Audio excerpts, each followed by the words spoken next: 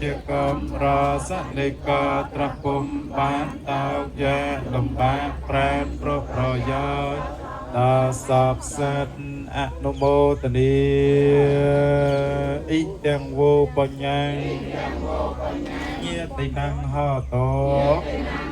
សុខតាហោតោញាតយោអ៊ីម៉ាំងបញ្ញភាកាំសព្វសត្តានាងភាជាមេអ៊ីទាំងឧបញ្ញัง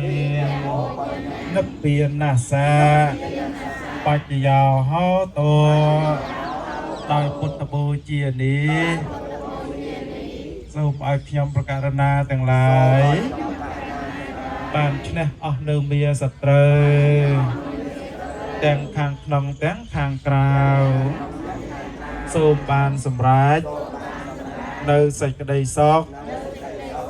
សពកាលរហូតដល់ព្រះនិព្វានមួយវិញទៀតដោយពុទ្ធបូជានេះសូមឲ្យប្រទេសកម្ពុជាបាននៅសុខសន្តិភាពអស់កាលយូរអង្វែងតរៀងទៅ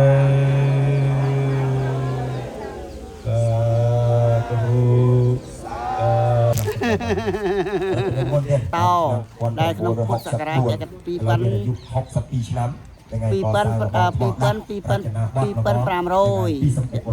ធសាសនាពុទ្ធនឹងមាន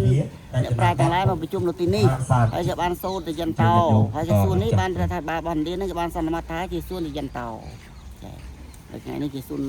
អនុស្សាវរីយ៍នៃពុទ្ធសាសនាព្រះហង្សសាហា